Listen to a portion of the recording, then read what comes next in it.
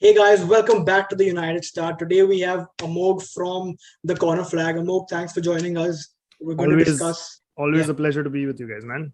Fantastic. We're going to discuss about United, how our season has been up till now, and what we expect in the coming round of fixtures that we have. Yeah. So talking about United, obviously, personally, I feel that we've not done too well. We've had fixtures which we should have seen off. Yeah. We should have gotten the win. We should have not conceded so many goals, but our home form has been pretty abysmal, and we've lost to Villa. We're out of the EFL Cup already. We drew to Everton very recently.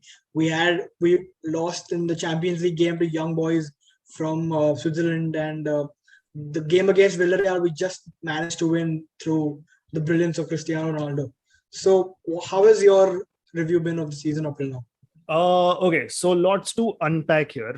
Firstly, I wouldn't say, from your last point, I wouldn't say it was just the brilliance of Cristiano Ronaldo. He applied the finish, but let's give a shout out to our very own Jesse Lingard for playing that touch and then ducking the fuck out of that shot.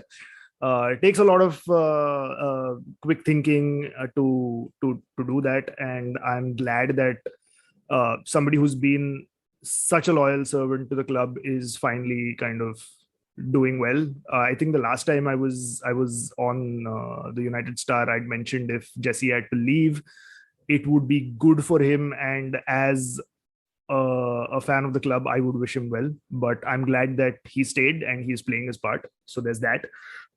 In terms of it being a bad season so far, I wouldn't say it's a bad season.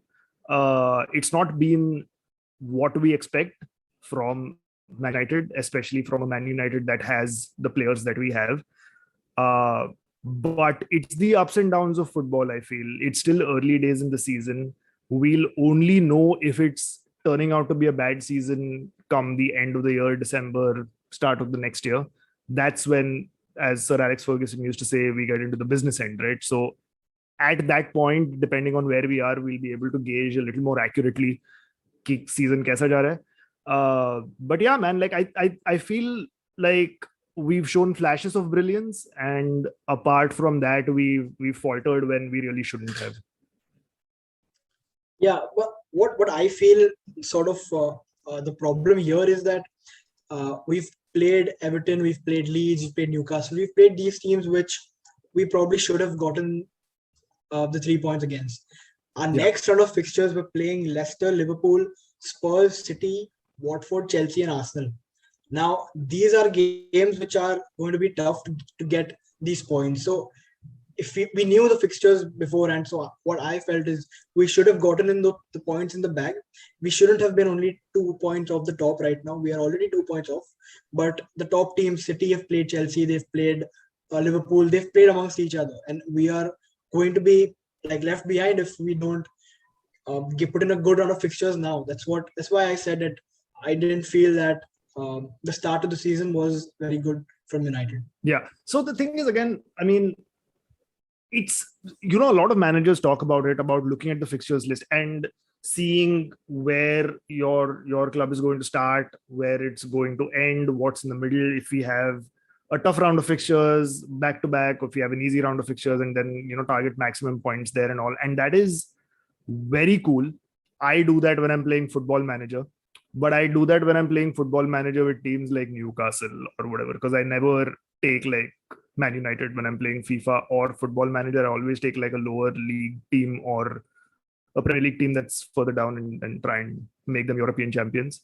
But I feel like that is a way to look at things for exactly those teams. As a Man United, you can't look at the fixtures table and be like, हाँ इधर हम लोग बहुत ज़्यादा points बना सकते हैं, तो we have to go for it. Here it's okay if we don't, or these are tough fixtures, so we think we're going to drop points here, so let's try and preemptively cover for those over here. You're a Manchester United team, you're a Manchester United manager, you go to win every game. And I think by and large, that's what Ole has been doing, because he definitely talks about it that way. And I believe him. These are games that we should have won. Yes, no doubt about it. it puts us in a slightly tricky position because, like you said, the next few fixtures are not the easiest ones around.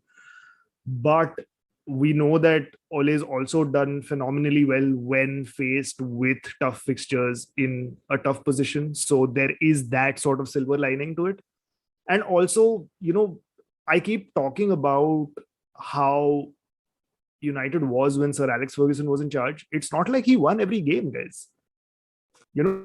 It's not like he had the best teams out every time. It's not like he made amazing substitutions every time. I remember while watching United under Sir Alex Ferguson, I would be absolutely annoyed at some of the substitutions he made. I would be absolutely annoyed at some of the players he played. Like, he played Tom Cleverley for a little while.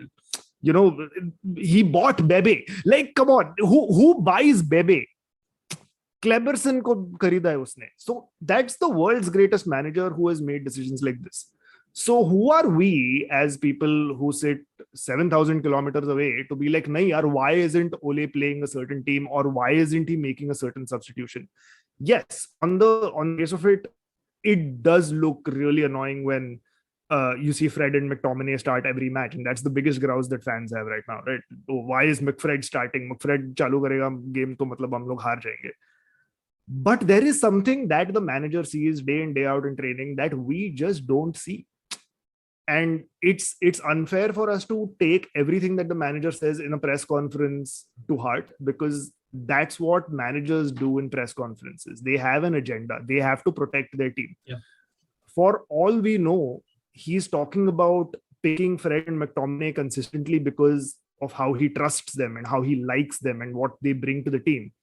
Behind closed doors, unko bamboo mil raha hoga yaar. But Solskjaer also knows that there's nobody else.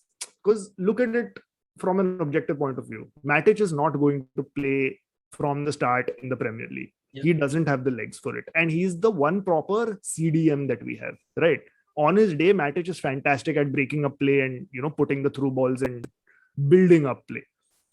But he's not going to start every game. McTominay and Fred give you the energy that you need in the Premier League. When you're talking about Donny, for example, Donny's just not done enough to warrant a starting position. And if he has done enough, who's he going to displace? You can't play Donny in CDM with either McTominay or Fred. You can't play him in a three-man midfield. He's directly up against both Bruno and Pogba, who are definitely better players than him.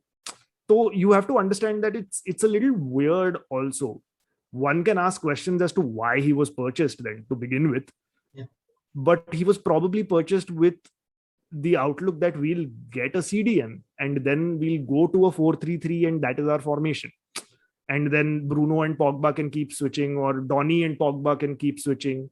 And that would have been the plan. But then when a player like Cristiano Ronaldo becomes available and Sir Alex Ferguson calls everybody involved and says, usko leke aao, you can't say no to that opportunity. And that, whether we like it or not, has definitely changed the recruitment plans that the club had. And if you're going to randomly get Cristiano Ronaldo into the team, you're then not going to have the funds to get in another signing. And I feel that's what's happened. I agree with what you've said mostly, but what I feel is I agree that Ole maybe trusts McFred to do that role better than the other midfielders that he has, and maybe Matic doesn't have the legs to play 90 minutes of high intensity football. Yep. But what I feel is he's trusted them too much and not given the other players a chance to come on and show. For example, like you said, Donny, I don't think he had enough chances to play, to have a consistent run of games, 3, 4, 5 games, so that you can at least judge from him playing in the position, how maybe if he's adapting, if he's not adapting, if he's going to take time, if there's something that needs to be worked on. I think that is where Ole has, that is where I would criticize Ole. Right. He is sort of blindly trusted McFred to do the job when they've clearly not done enough, in my opinion. I love Scotty. I think he's Manchester through and through, and I love him for that. I love the intensity and love the energy that Fred brings to the table. But just, for example, you take the goal against Everton, he should have knocked him out. Absolutely. If you're a CDM, you're playing the position, you can't let a player get past you. And if you have the chance, you have to knock him out. And 100%. I think this sort of that sort of street smartness is what they lack, and a proper CDM would have, and maybe even a Matic would have, because he's played in that role uh, for a very long time. And that is where I feel he sort of lacked. Maybe he could have tried with a little more options. He could have tried putting Donny in with Matic, or he could have tried putting Scott and Pogba in that role. Something he could have done. I think he's stuck to McFred a little too long, and it's not really worked out well for him. I don't know if Pogba would have played in that role, because it's not like he hasn't tried. I know that he's tried that in a few matches where he's gone with Pogba and Scott in the middle of the park. But the thing is, and I think it's what, Pogba's 5th or 6th year since he re-signed, right? Uska defensive nahi hai capabilities. He's brilliant when he's going ahead, and he can make chances out of nothing, and it's very tough to get the ball off him and all of that. And he is a player who's mercurial. He has his flaws, but he's also fantastic when he's ready to be fantastic. But he's not a defensive player. Like, he does not have the discipline to track back defensively, to make the tackles, to break down play. So it makes no sense to play him alongside one of the CDMs, because then essentially you're playing a 4-1-4-1. And that's not a well-balanced formation. So where do you see Pogba playing in the lineup? I think so. If we do sign a fantastic CDM, I don't know who that is, whether it's NDD or Rice. Definitely not Bissouma, क्योंकि वो तो jail में है.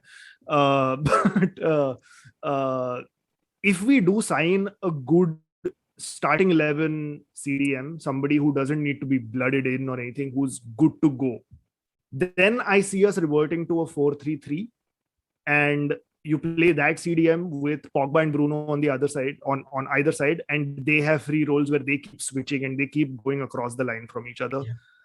If we stick to what we have right now and play a 4-2-3-1, I would see Pogba, Bruno, and maybe a Sancho, maybe a Rashford, depending on who's fit and who's in form, playing across the line over there.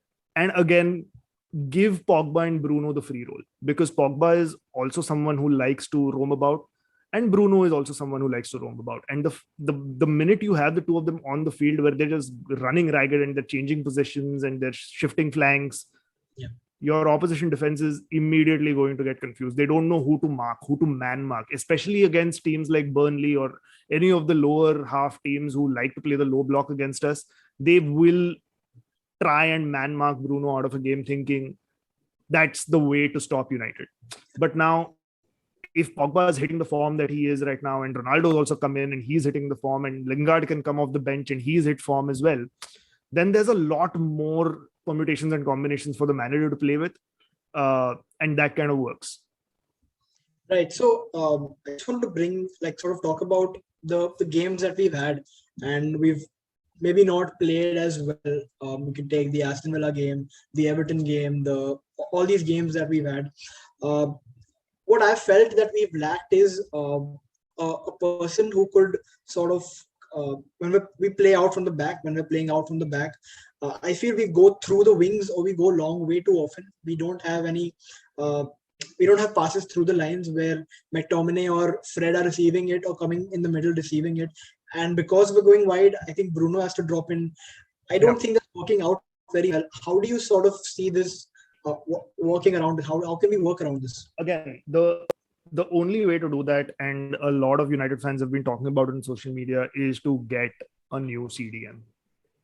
That is extremely important, because you're exactly right. If we are going to play from the back, we need Scott McTominay and Fred to be on their A game all the time, and we're just not getting that from them. Both good players in their own right, but not consistent players.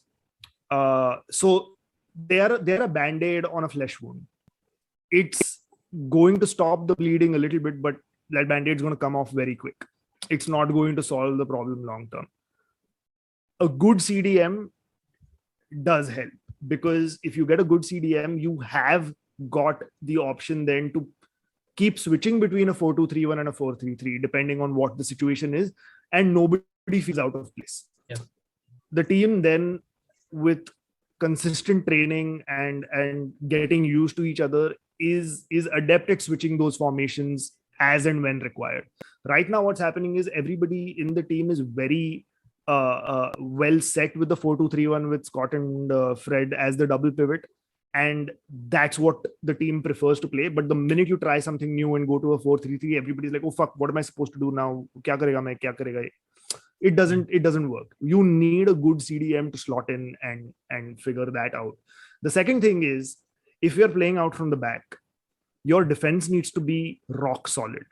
Now, we've got Varane, which is a fantastic acquisition for the money that we've paid for him.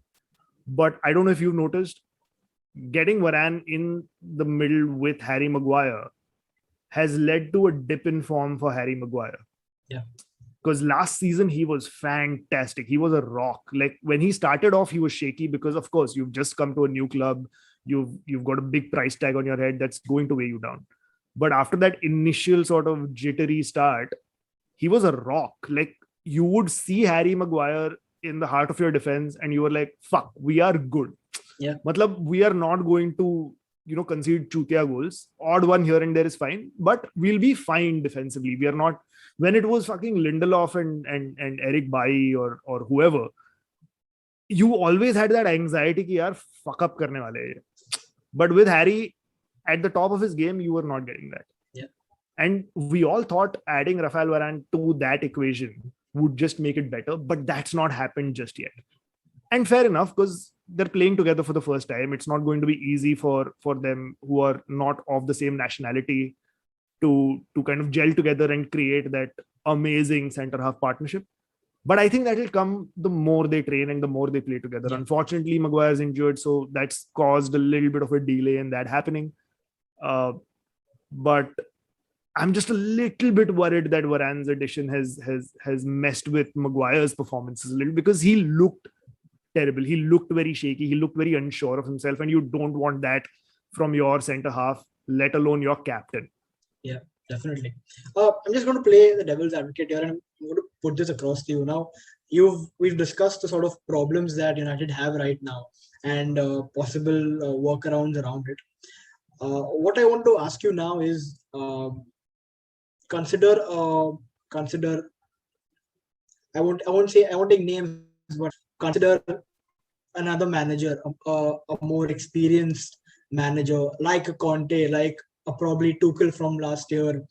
I personally feel that they could.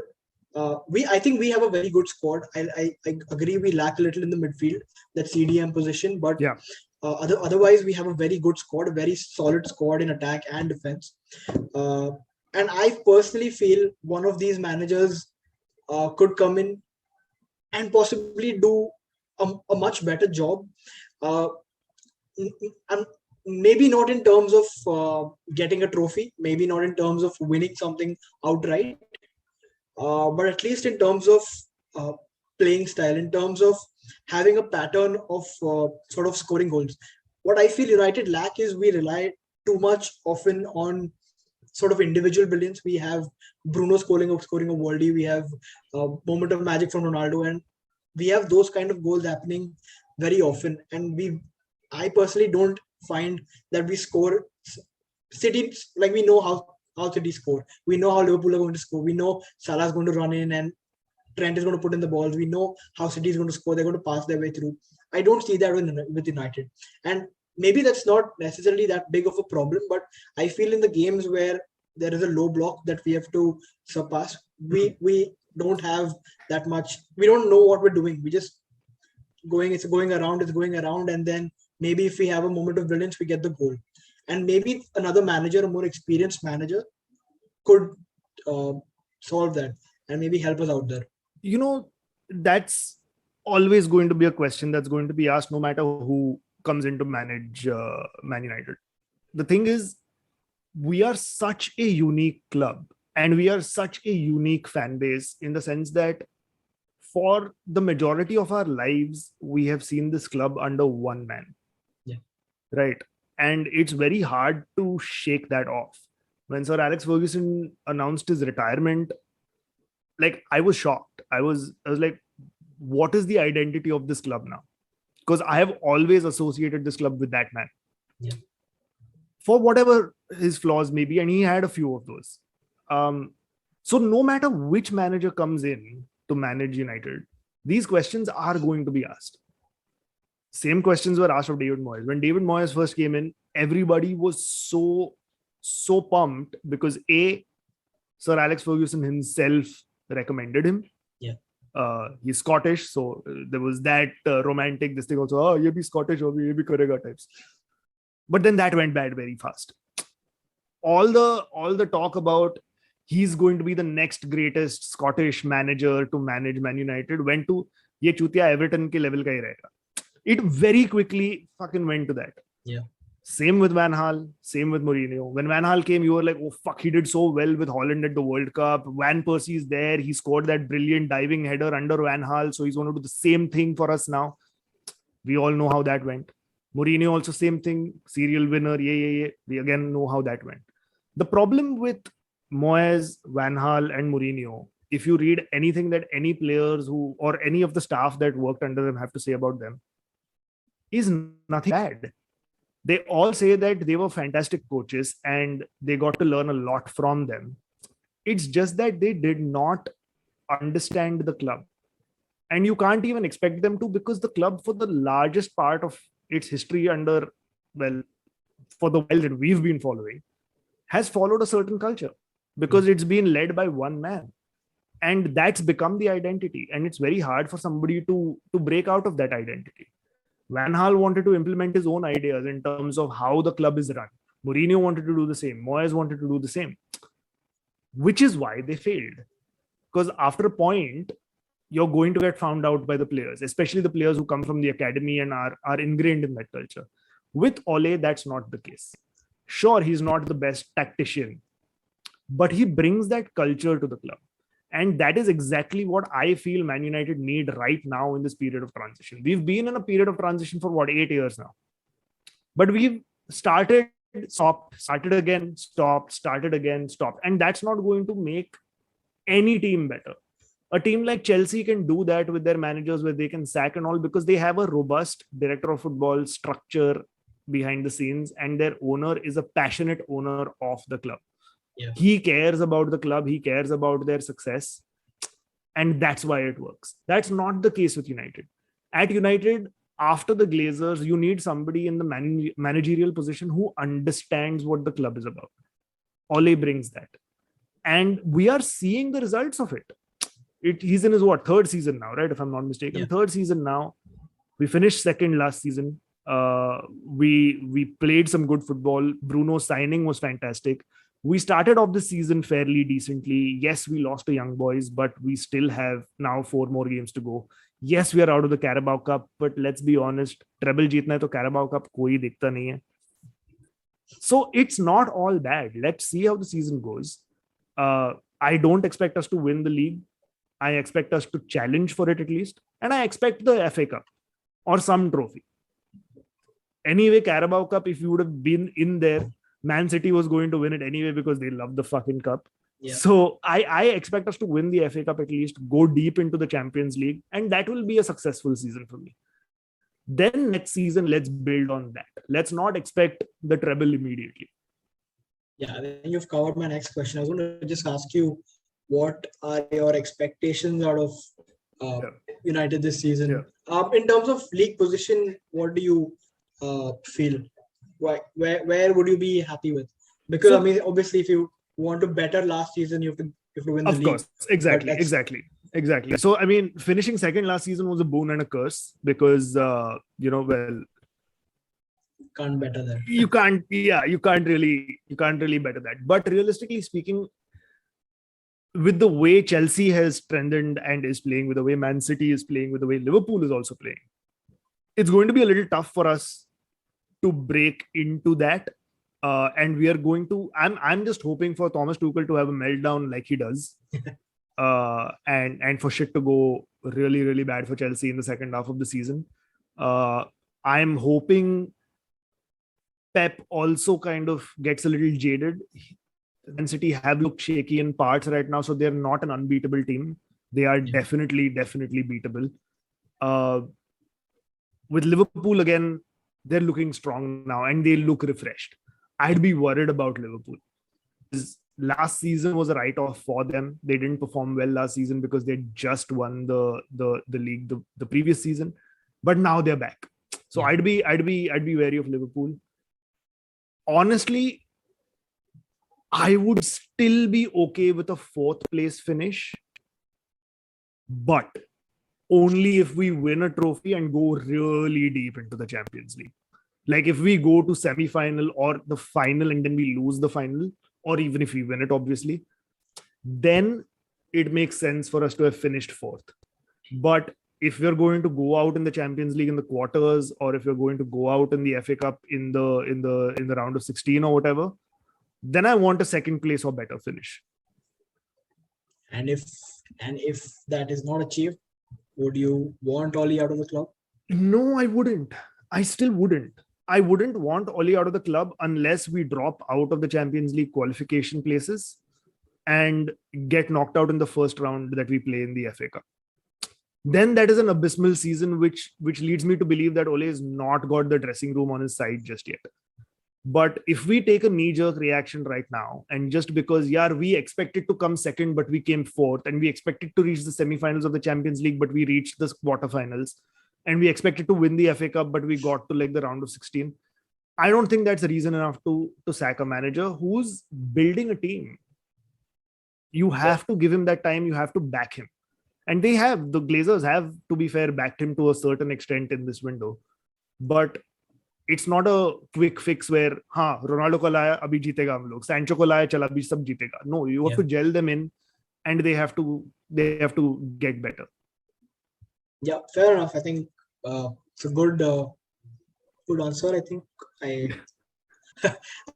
just want to end things with just talk a little about the Saudi takeover of Newcastle has been made official. So let me just put it into perspective. I'm just reading it off some posts that I saw. The Saudi owners the net worth is 320 billion euros, and next in line is Sheikh Mansour of City, and he's around 23 billion.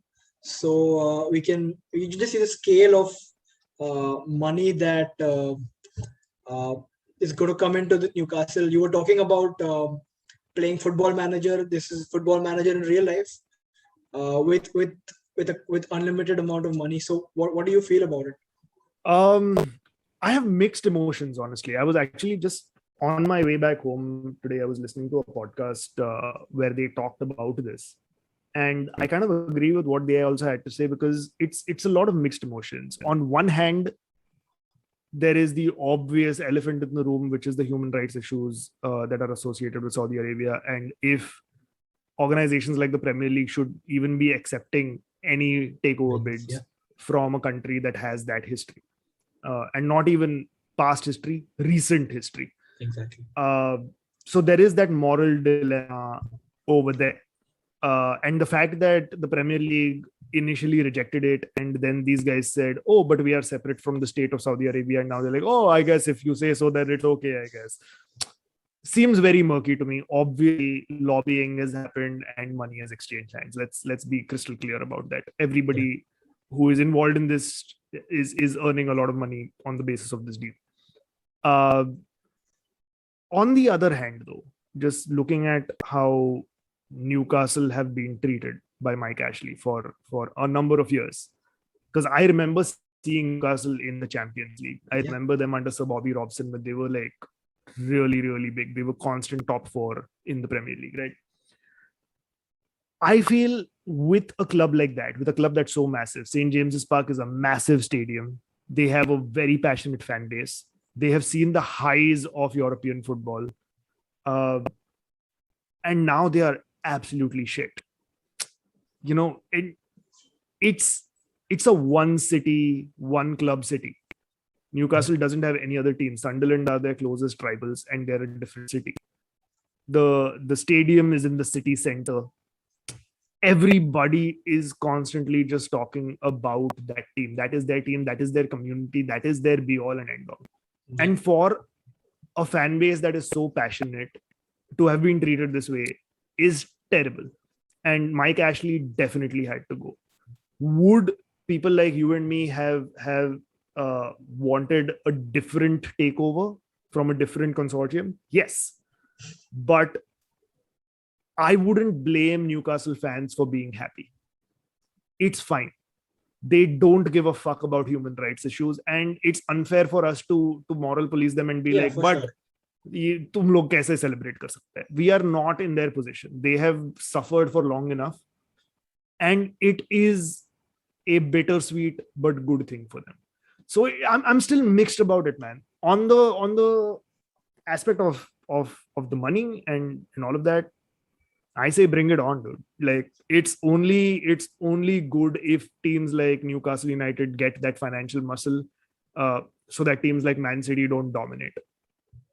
Now we are going to see realistically a battle between Newcastle and Man City for Kylian Mbappe and Erling Haaland. Now think about that for a second, just as a headline: Pep Guardiola and Steve Bruce fighting over the signature of Mbappe and Haaland. Yeah, I mean, It's a fantastic time to be alive. Like bring it fucking on. It will push other teams to do better. It might even get the Glazers off their asses and be like, "Ha, chal, abhi thoda invest karte hain." It's not just Man City and Liverpool that we have to fight against. Now Newcastle United also is in the picture. So yeah.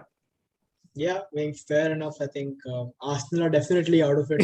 Who They are cares? nowhere in the picture. No, with not at all. Newcastle coming in. Not So, at all. that's all we have. Above, thanks a lot for coming No in. problem, Lovely yeah. talking to you. Absolutely. Guys, that's all we have for you today. Do like, share, subscribe, and we'll see you in the next one. Awesome.